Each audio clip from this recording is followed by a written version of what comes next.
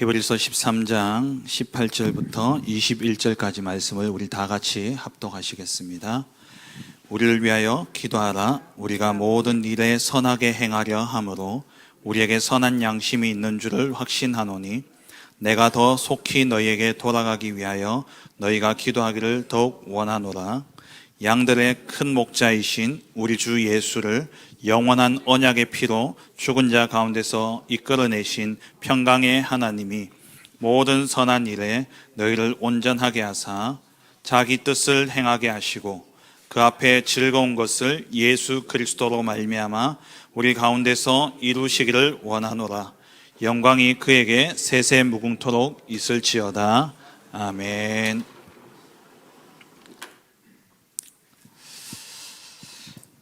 이번 주 우리 주신 강단의 말씀을 붙잡고 한 주간 동안 정말 기도 속에 들어가시고 정말 그 강단의 말씀이 여러분 삶 속에 진짜 답으로 또 응답으로 증거로 누려지길 주의 이름을 축원합니다. 지난 주일 예배를 통해서 진짜 우리의 전환점에 대해서 말씀을 받았죠. 예수님의 사역의 전환점이 되는 그 사건이었고 또 어떻게 보면 우리의 인생의 중요한 전환점이 되어질 수 있는 그러한 시간입니다. 그 시간이 언제냐? 절망의 시간입니다. 이 절망의 시간에 내가 한없이 낮아져서 내가 아무것도 할 수 없는 그때 비로소 내가 그리스도밖에 없다는 사실이 발견되어지는 것이죠. 오늘 우리 집사님 기도하셨던 것처럼 여기서 오직 그리스도만 발견되어지는 겁니다. 그게 우리의 인생의 전환점이 되어지는 거예요. 오늘도 우리 창녕지교에 갔었는데 한 분이 그 불신자에 있다가 아직까지 뭐 본인은 영접기도도 하긴 했지만 아직 믿음 가운데 확실히 선 건 아닙니다만은 본인이 오늘 그런 이야기를 하더라고요. 내가 여기 있는 이 자리에 있는 게 그게 진짜 기적이다라는 이야기를 하더라고요.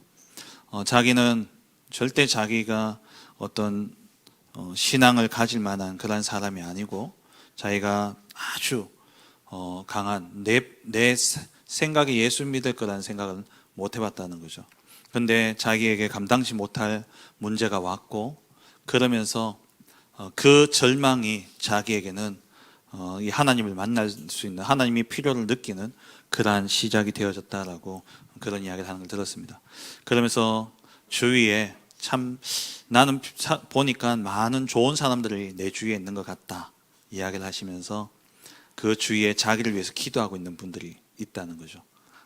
그래서 그분들 통해서 하나님께서 또 그 마음문을 열게 하셨고 아니 하나님이 원래 그를 구원하시기 위해서 그 주위에 그런 사람들 있게 하셨고 그분들로 하여금 기도하게 하셨어. 또 하나님이 문제를 주시고 절망의 상황을 주셔가지고 그가 하나님을 의지할 수밖에 없도록 그래서 오늘 거기서 이제 하나님의 절대 주권 속에서 모든 것이 하나님의 계획이 있고 하나님의 뜻대로 가장 선한 것을 이룰 것이다. 그 말씀을 전했는데 그분이 진짜 이제 저게 맞다라는 그런 이야기를 하더라고요. 그렇습니다. 우리의 절망의 시간 진짜 밑바닥에 내려가서 바닥을 쳐야 돼요. 바닥을 쳐야지 밟고 올라가죠. 그게 은혜예요. 오직 그리스도. 내가 절망 속에 오직 그리스도밖에 없다는 사실, 절대 불가능의 상황 속에서 절대 가능 대신 그리스도만 붙잡을 때에 우리의 인생의 가장 큰 전환점이 이루어지는 것이죠. 오후 예배의 말씀을 통해서 우리의 삶이 다음 세대에 우리의 삶이 다음 세대의 열매로 맺혀져야 된다 말씀하셨어요. 그러기 위해서 평상시 임마누엘을 누리는 거죠. 평상시 하나님이 나와 함께 하심을 누릴 때에 이게 누려지지 않으면 결국 우리는 작은 부분에서 아주 사소한 부분에서 우리가 걸려 넘어지게 됩니다. 중요한 순간에 실수하고 실패하게 되어져요. 다시 말하면은 내가 복음화 되어지지 않으면은 내 자신이 복음화가 되어지지 않는다면 중요한 순간에 실수하고 실패하게 되고 또 내게 있는 상처 그 상처를 뛰어넘지 못하고 상처에 걸려서 또 넘어지게 되어지는 이러한 결과를 낳게 되어지는 것이죠. 그래서 하나님이 쓰시는 일꾼은 하나님의 정확한 언약을 붙잡고 평상시에 임마누엘을 누리는 것, 그 사람을 통해, 그 삶을 통해 하나님이 다음 세대에 열매를 맺게 하신다 말씀하셨습니다. 우리 자녀의 문제를 바라볼 때, 자녀의 문제 이전에 오늘 나의 삶이 우리 자녀의 미래의 열매로 맺혀지게 될 것입니다. 그래서 우리가 진짜 복음화 되어야 돼요. 오직 그리스도, 어떤 상황 속에서도 오직 그리스도만이 해답이다. 오늘 우리 집사님 기도하셨던 것처럼 정말 인간은 하나님 만나지 않고서 행복할 수 없고 하나님 떠남으로 말미암아 모든 저주와 재앙이 오게 되어졌는데 우리가 그리스도 한 분만이 우리에게 유일한 해답이 되시는 것이죠. 그 그리스도로 복음화 되어지게 될 때에 우리는 승리하는 인생이 되어지고 성공하는 인생이 되어질 줄 믿습니다. 그 전환점이 시작되어지길 주의 이름으로 축원합니다. 오늘 우리 주신 본문을 가지고 예수 그리스도로 말미암아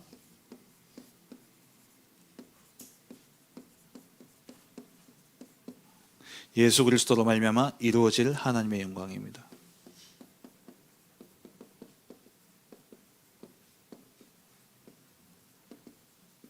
이루어질, 이미 이루어진 것이죠. 하나님의 영광입니다.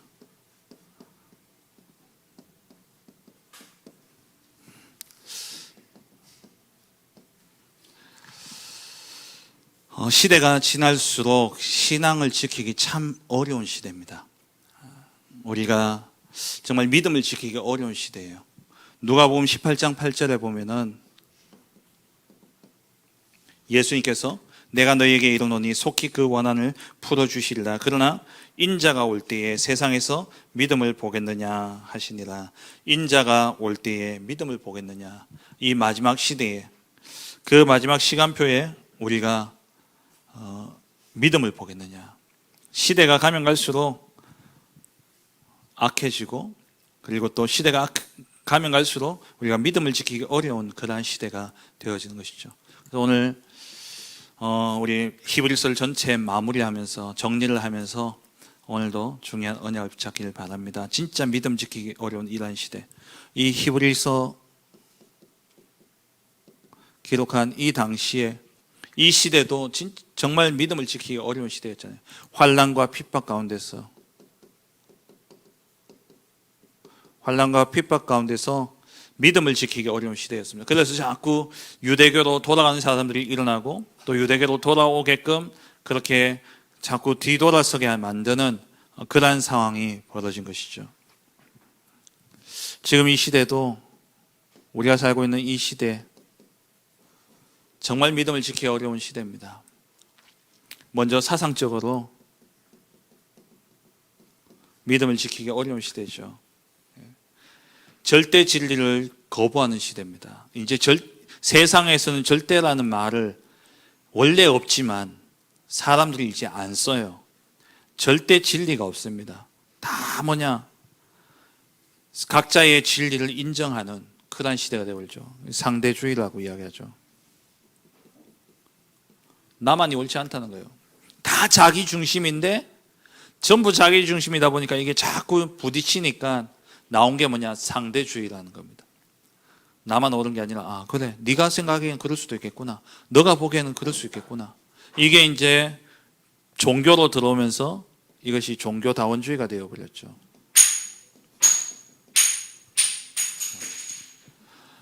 종교다원주의가 뭡니까? 모든 종교는 다 좋다 이거예요. 모든 종교는 다 옳다라는 겁니다. 그러니까 다르지만 결국엔 다 똑같다라는 거예요. 종교다원주의. 이러한 사상이 들어오다 보니까 이 신앙을 지키기 어려워요. 우리는, 기독교는 뭡니까? 아주 배타적입니다. 아주 독선적이에요. 왜 그러냐? 진리는 하나밖에 없기 때문에. 절대 진리, 오직 그리스도에는 다른 길이 없습니다. 하나님을 만나는 다른 길을 우리에게 주신 적이 없습니다. 그래서 우리 기독교는 아주 배타적이고 그리고 또 독선적인데 이 세상은 그걸 허용치 않는 거죠. 그러다 보니까 우리가 세상에서 신앙을 지켜가기가 사실 쉽지 않습니다. 그리고 지금 세상은 세속화되어 버리고 교회도 세속화되어 버렸죠. 그리고 물질주의 시대가 되어버렸어요. 그래서 보이지 않는 것보다 보이는 것에 더 주안점을 두고 보이는 것을 위해서 살아가는 거죠. 물질주의. 결국 창세기 6장 아닙니까? 그러니까 영적인 것에 관심이 없어요. 왜? 당장 먹고 사는 게 급한데 뭐. 육신적인 게, 이렇게 영적인 게 관심이 없습니다. 왜 그러냐? 물질로 모든 것을 할 수 있는 시대가 되어버렸기 때문에. 그리고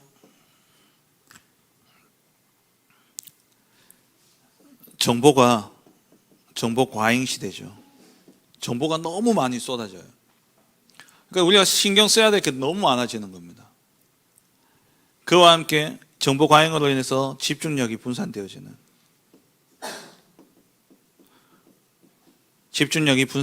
이런 시대예요. 정말 요즘에는 묵상이 어려운 시대입니다.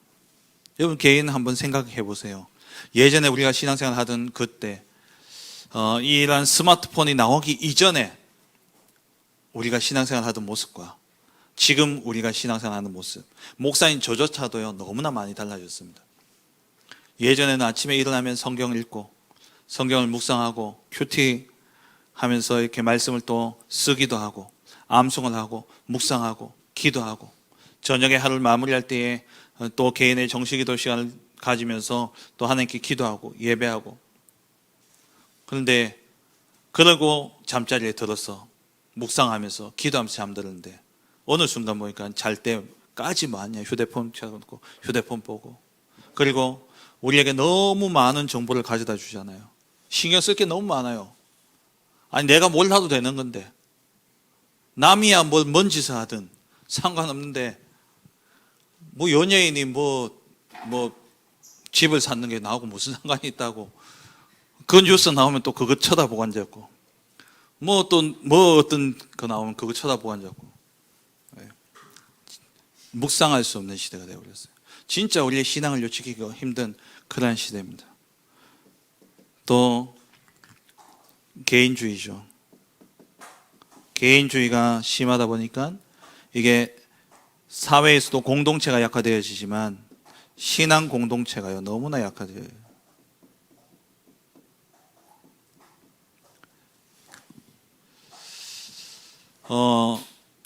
시대가 개인화되어지면 되어질수록 이 공동체가 약화되어지는, 신앙의 공동체, 그래서 교회에도 모임이 점점 적어지고 이러한 시대가 되어버렸죠.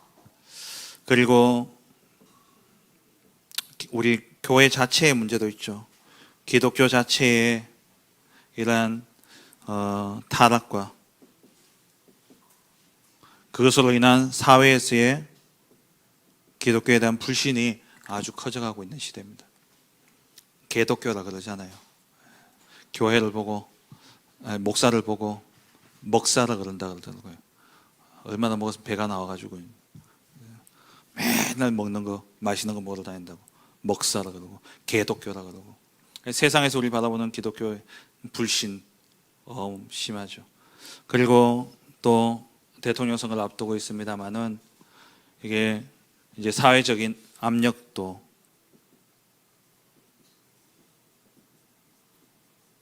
이제 점점 커져갑니다. 차별금지법 아직까지 실행이 안 되어집니다만은 그렇다 하더라도 이미 사람들의 인식 속에 교회가 동성애에 대해서 그것은 죄라고 말하면 거기에 대한 지탄과 공격을 받는 시대가 되어버렸고, 그리고 또 우리가 신앙을 고백하게 될 때 사회 속에서 직장 내에서나 또 어떤 사회적인 그 속에서 우리가 불이익을 감수해야 되는 그런 상황들도 지금 일어나고 있는 상황이죠. 이러한 상황 속에서 우리가 믿음을 지키기 참 힘든 시대입니다. 말세의 믿음을 보겠느냐? 우리가 여기서 진짜 신앙을 지켜야 되는데 그게 어려운 이유가 있죠. 예수님이 예언하셨죠. 이 마지막 시대에 반드시 거짓 선지자와 거짓 그리스도가 나타날 것이고, 또 환난과 핍박 속에서 우리를 내어주는 자들이 일어나는, 서로 잡아주고 서로 미워하는 이러한 시대가 올 것을 말씀하셨습니다. 이러한 시대에 우리가 진짜 어떻게 신앙을 회복해야 될 것인가, 그것을 이야기하는 게 히브리서의 내용이에요.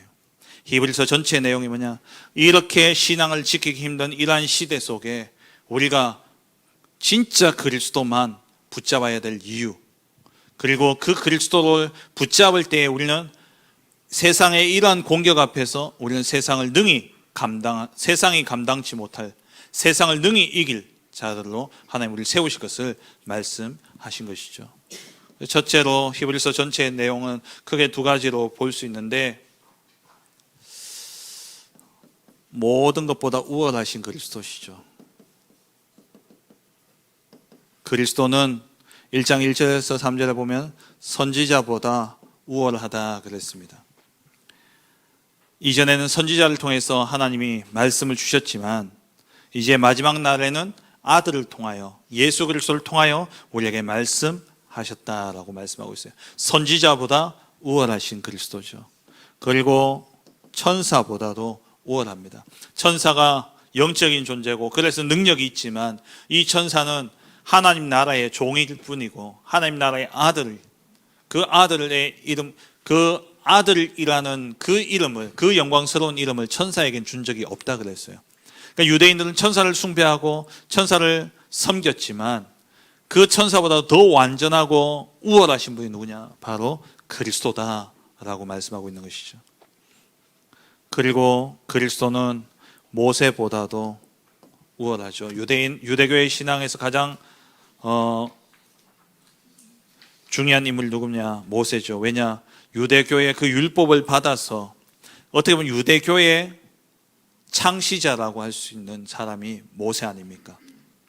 그러니까 유대 민족의 아버지는 아브라함이지만 유대교를 창시한 자는 어떻게 보면 모세인 거예요. 왜? 모세가 시내산 받은 그 율법을 통해서 유대교가 시작되어졌기 때문에. 그런데 그 모세가 아무리 훌륭하다 할지라도 그들에게는 모세가 절대적인 위치에 있지만 그 모세가 아무리 신실하다 할지라도 그 모세는 아버지 집의 종일 뿐이고 예수 그리스도는 아들이기 때문에 비교될 수 없는 그리스도, 우월하신 분임을 말씀하고 있는 것이죠. 그리고 유대교 신앙의 중요한 사람이 누구냐? 대제사장이죠. 왜냐? 제사를 집례해야 되기 때문에.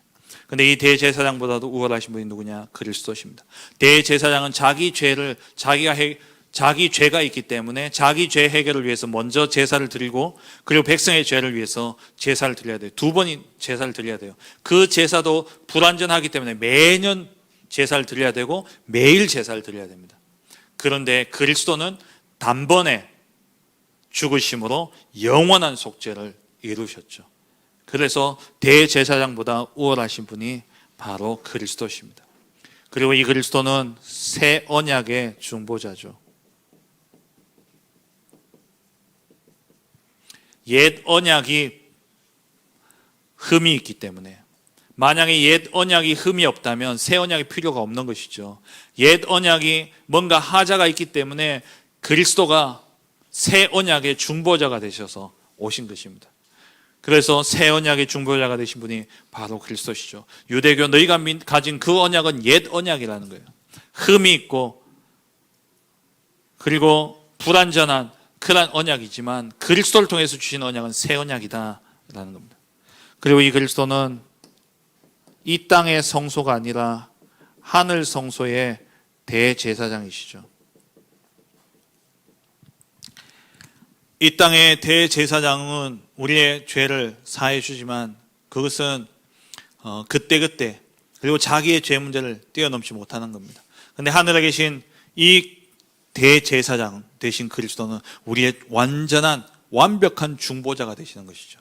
그래서 하늘 보좌의 우편에 앉아 계시면서 우리를 위해서 늘 하나님 앞에 간구하시는 우리의 중보자, 우리의 대제사장이 되시는 겁니다. 그리고 이 그리스도는 영원한 제사가 되셨죠. 단번에 영원한 제사를 통해 우리의 모든 죄를 다 사하셨습니다. 그래서 우리에게는 오직 그리스도, 이 그리스도 외에는 다른 길이 없는 것이죠. 우리의 인생의 문제, 하나님을 떠남으로 말미암아 죄와 사단과 지옥의 권세 아래서 사단의 종으로 영원히 지옥 가운데 살아갈 수밖에 없는, 지옥의 권세 아래 살아갈 수밖에 없는 우리의 인생이 이것으로는 해결이 안 되어진다는 거예요. 그래서 하나님이 우리를 사랑하셔서 하나밖에 없는 아들 그리스도를 보내주심으로, 우리의 십자가의 죽으심으로 우리의 모든 죄를 대속하시고 하나님을 만나는 길을 열어주신 것입니다. 이 그리스도를 믿는 그리스도인의 삶은 어떠해야 되느냐. 그래서 히브리서 10장 하반절 이하에 10장 후반부로부터 해서 나오는 말씀이 뭐냐면, 10장 앞에는 이 그리스도가 이런 분이시다, 교리적인 분을 설명했다면, 그 그리스도를 주인으로 모신 너희는 이런 삶을 살아야 된다라고 말씀하고 있죠. 우리는 어떤 삶을 살아야 됩니까? 환난과 핍박이 일어나더라도 우리는 뒤로 물러나지 않고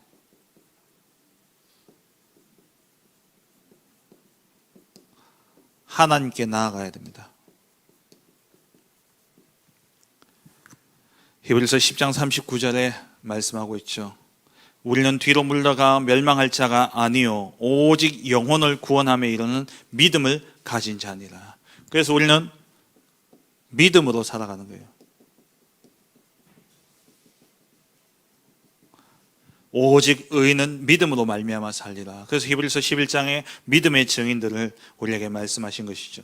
그래서 이 믿음의 증인들이 가진 그 믿음은 그림자 대신 예수를 믿고, 그리고 이들이 세상이 감당치 못할 자들이 되었는데, 우리는 더 나은 조건에, 더 좋은 조건 속에서 우리가 믿음을 가진 것이죠.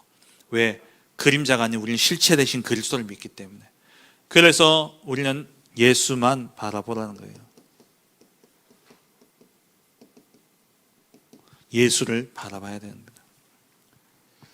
우리의 삶은 어떤 삶이어야 되냐? 늘 그리스도를 바라보는 삶이 되어야 되는 것이죠. 그리고 우리는 징계를 당연한 것으로 여기고, 징계가 내게 필요한 것임을 알고, 이 징계는 하나님이 주신 절대 응답임을 아셔야 됩니다. 하나님이 사랑하시기 때문에. 그래서 히브리서 12장 8절에 징계가 없는 자는 친아들이 아니다 그랬죠. 그리스도로 말미암아 우리가 구원받은 우리에게 하나님이 우리를 사랑하시기 때문에 잘못을 꾸지람하는 게 아니라 우리를 연단시키시는 거예요. 단련시키셔서 정금과 같이 나오게 하기 위해서 하나님 우리를 단련시키는, 그게 징계다 말씀드렸죠. 그래서 징계는 당연한 것이기 때문에 하나님이 내게 왜 주셨는가 이유를 발견해야 되고, 필연성, 그리고 거기에 대한 절대의 언약을 우리는 절대 응답을 찾아내야 되는 것입니다. 그리고 우리는 하나님을 기쁘시게 하는 제사를 드려야 돼요.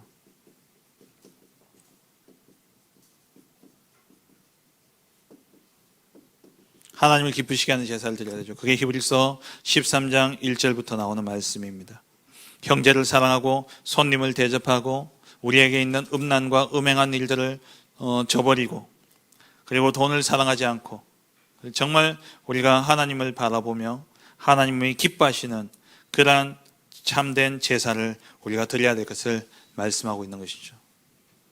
그리고 우리는 다른 교훈에 끌려다니면 안 됩니다.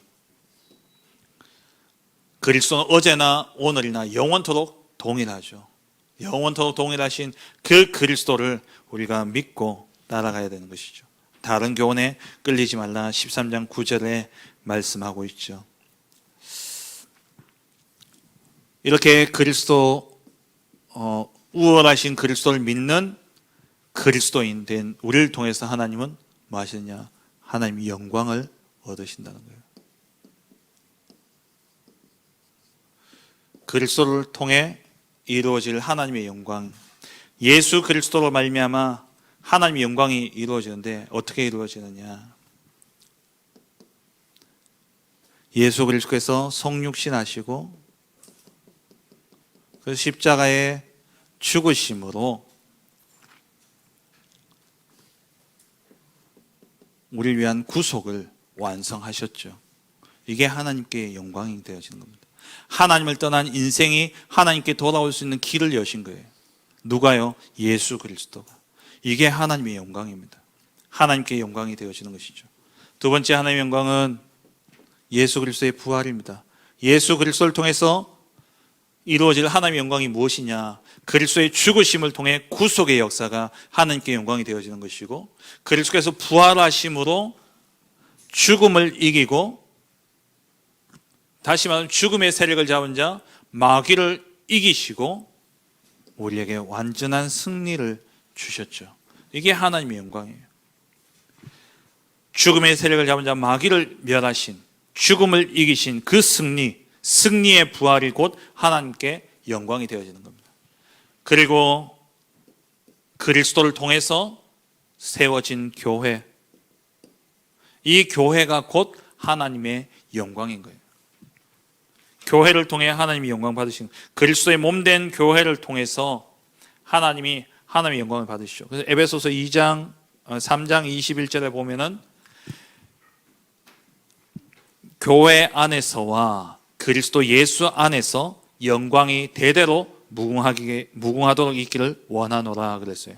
교회 안에서와 그리스도 예수 안에서, 우리가 그리스도 예수 안에 있다는 것은 곧 교회 안에 있다는 겁니다. 왜냐? 교회는 곧 그리스도의 몸이기 때문에. 그래서 그리스도의 몸된 교회를 통해서 이 땅에 뭐가 이루어집니까? 하나님 나라가 확장되어지잖아요. 전도와 선교 사역이 곧 뭐냐? 하나님의 영광이 되어지는 것이죠. 그리고 하나님의 영광이 되어진다는 것은 그리스도가 재림주로 또 심판주로 오셔서 이 땅에 무엇을 이룹니까? 새 하늘과 새 땅, 완전한 하나님의 나라가 이루어짐으로 하나님의 영광이 이루어지는 것이죠. 그리고 하나님의 영광이 예수 그리스도로 말미암아 하나님의 영광이 이루어진다는 것은 또 무엇이냐? 저와 여러분들의 성도의 영화입니다. 성도의 영화, 성도에게 이루어지는 그 영화가 곧 뭐냐? 하나님께 영광이 되어지는 거예요. 다시 말하면 우리가 살아있는 동안에 그리스도로 말미암아 우리가 성화의 단계를 거치다가 이제 육신을 떠나는 날 우리는 영화의 단계에 이르게 되어지죠. 그게 하나님께 영광이 되어지는 거예요. 왜 그러냐? 그게 그때 하나님의 형상이 완성되어지기 때문에. 그럼 우리의 성화는 누구를 통해서 이루어집니까? 우리의 성화는 내 의지가 아니에요. 내가 착하게 살고 내가 회개하는 것이 아니라 내가 그리스도와 연합되어짐으로써 성화가 이루어지는 것이고, 내가 그리스도와 연합되어짐으로 말미암아 내가 육신을 떠나게 될 때 내 영이 영화의 단계에 이르게 되어지는 겁니다. 하나님의 영광은 누구를 통해서 이루어지냐? 그리스도를 통해서 이루어지는 거예요. 그리스도의 죽으심을 통해 구속을, 이 땅의 모든 죽음을 맞이한 것들이 살아나는 역사가 일어나고, 그리고 죽음을 통해서 이 땅의 모든 마귀, 흑암의 권세가 꺾여짐으로 하나님의 완전한 승리가 드러나게 되어졌고, 그 그리스도가 재림주로 또 심판주로 오실 그때에 이 땅에 하나님의 나라가 이루어지게 되어지고, 그게 하나님의 영광이죠. 오늘 불렀던 찬양처럼 물이 바다 덮은 같이 여호와를 아는 지식이 온 세상에 충만하여지는, 그게 뭘 통해서요? 교회를 통해서 이루어지잖아요. 그래서 주의 몸된 교회, 그리스도의 몸된 교회를 통해서 하나님의 영광이 이루어지게 되고요.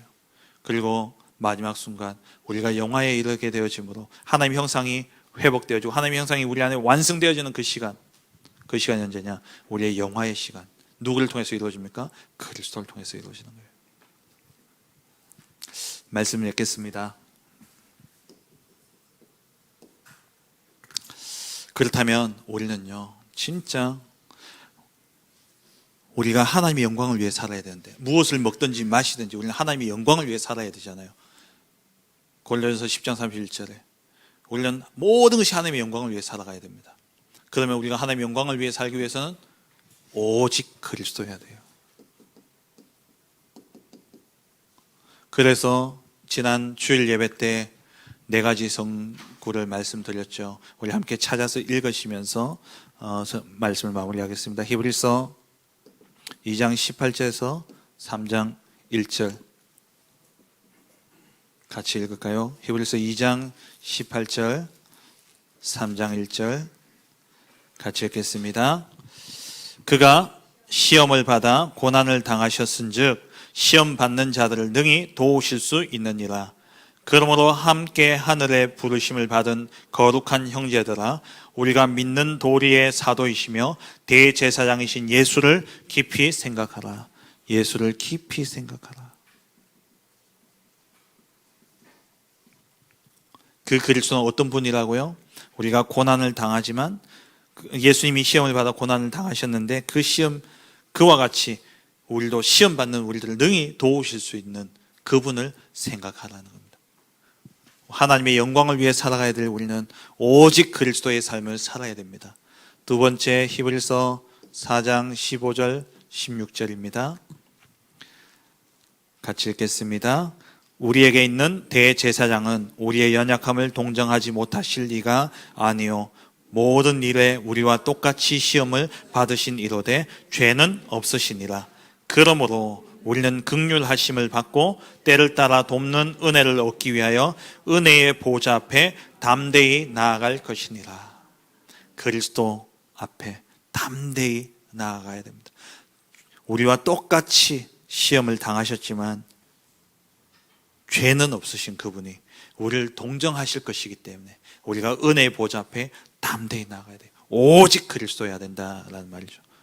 세 번째, 히브리서 12장 1절 2절입니다. 같이 읽겠습니다. 히브리서 12장 1절 2절.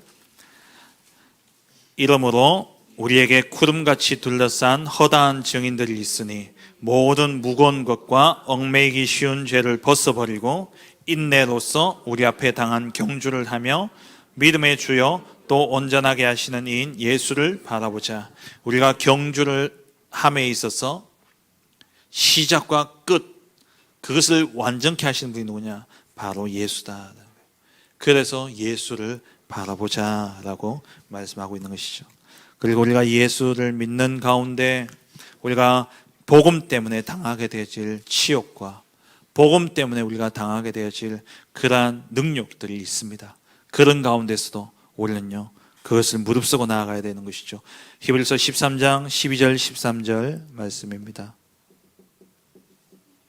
히브리서 13장 12절 13절 같이 읽겠습니다. 그러므로 예수도 자기 피로써 백성을 거룩하게 하려고 성문 밖에서 고난을 받으셨느니라. 그런즉 우리도 그의 치욕을 짊어지고 영문 밖으로 그에게 나아가자. 지난주 우리 수예배 말씀 기억나시죠? 예수를 믿는다는 것은 우리가 능욕당할 일도 많고, 예수를 믿는 것 때문에 아까 우리 서론에서 말씀받은 것처럼, 서론에서 우리가 살펴봤던 것처럼 이러한 탄압을 당하기도 하고, 예수 믿는 것 때문에 세상 사람들 앞에 우습게 여겨지고 미련하게 보여질 수도 있습니다. 하지만 우리는요, 그리스도가 치욕을 당함으로써 우리의 죄를 사하시고 우리를 완전케 하셨던 것처럼 우리도 또한 그 치욕을 무릅쓰고 영문 밖으로, 그 예루살렘 성 밖으로, 치욕을 당하고 능력당할 그 세상 밖으로 우리가 나가야 되는 것이죠. 그래야 우리를 통해 또 한 영혼이 구원받게 되어지는 겁니다. 우리를 통해서 또 다른 사람이 하나님의 영광을 드러내게 되어지는 것이죠. 히브리서를 마무리하면서 정말 우리의 신앙 뒤로 돌아서지 맙시다. 환난과 핍박과 박해가 일어나더라도 우리가 능력을 당하고 우리가 때로는 원치 않는 비난과 욕을 먹더라도 우리에게는 오직 유일하신 그리스도가 우리에게 있기 때문에, 그 그리스도로만 하나님께 영광이 되어질 수 있기 때문에, 우리의 인생은 하나님께 영광 돌려야 될 인생이기 때문에 우리는 그리스도가 아니면 하나님께 영광 돌릴 수 없습니다. 그래서 오직 그리스도의 언약 붙잡고 치욕을 당할지언정 성문 밖에 나아가 그리스도의 십자가 앞에 우리가 나아가게 될 때 우리를 통해서 하나님이 영광 받으실 줄 믿습니다. 그 영광에 하나님께 영광 돌리고 그 영광을 누리는 복된 인생 되시길 주의 이름으로 축원합니다. 하나님 감사합니다. 우리의 모든 죄와 사단과 지옥의 권세를 멸하시고 우리를 구원하사 우리를 이 땅에서 전도자로 살며 이 땅에 하나님의 나라를 이루게 하시고 또 우리로 하나님의 나라에 이를 때에 영화의 단계에 이르게 하셔서 우리의 모든 삶이 하나님께 영광이 되어지게 하시는 그 그리스도의 언약을 붙잡고 하나님 좌로나 우로나 치우치지 않게 하시고 끝까지 돌아서지 아니하며 이 믿음 지키고 예수 그리스도의 복음만 말하는 전도자의 삶을 누리는 우리 모든 성도들 되게 하여 주옵소서. 예수 그리스도의 이름으로 기도합니다.